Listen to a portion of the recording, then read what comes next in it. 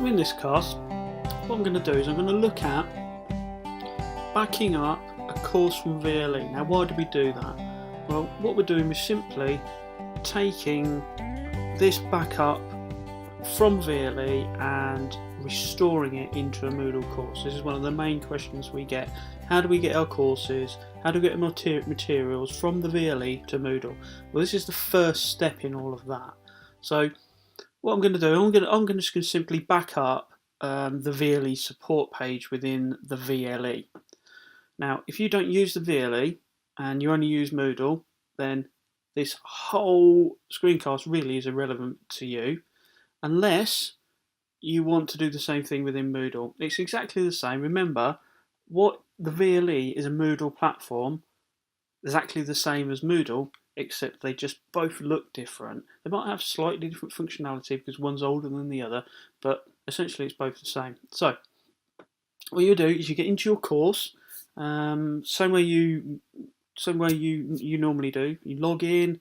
You don't have to turn editing on at this point because hopefully at this stage you've got admin rights. So let's just scroll down my page, and what we'll do, we'll look for the course settings. So the course admin panel, and then we're going to go to backup. So we'll click on that,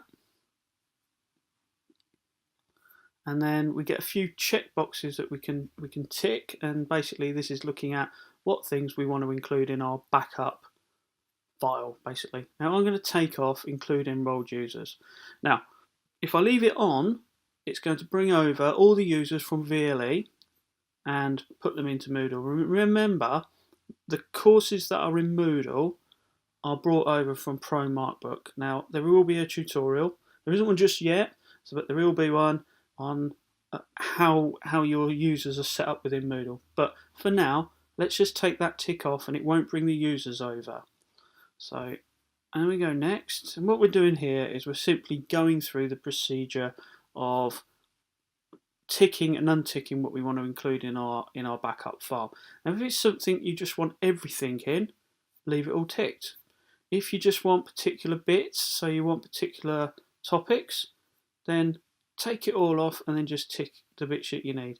Now Moodle, the courses within Moodle are more granular than they are within the VLE. Now that's not always the case. Now some of you teach with one VLE course, one VLE page, that's your whole course. Others will teach units of their course within the VLE. So when they bring over their courses into Moodle, it's a lot easier for them. If you have one big massive course within the VLE, you need to break that up within Moodle. So it takes you a couple of backup procedures in order to bring your stuff over. And at that sort of stage, you want to weigh up whether it's more appropriate to either do a backup or simply ignore what you've got on the VLE, bring over the bits bit by bit anyway, because you're going to be doing that anyway. So what we're going to do is we're going to scroll right down the bottom of the page, and we're going to go next, and then the VLE will flick again. This time it gets you to a point where you can rename the file. Now I'm just going to leave it alone.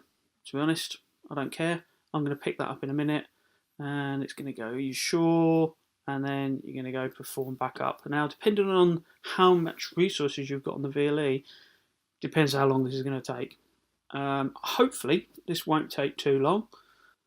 Right, now the backup's done. So what we need to do is we'll just click continue, and then it will take us to an area still within the VLE where we need to get that backup file and bring it onto the PC.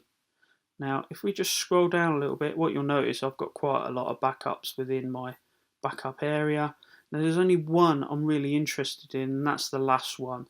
Now, if you haven't done this before, you're just going to find one strip there with a backup on it. Now, you'll notice this is 186 meg. So what we do, hit this point, we just simply download and we take it to an area on our PC. So if I just go OK, then what it's going to do, it's going to download.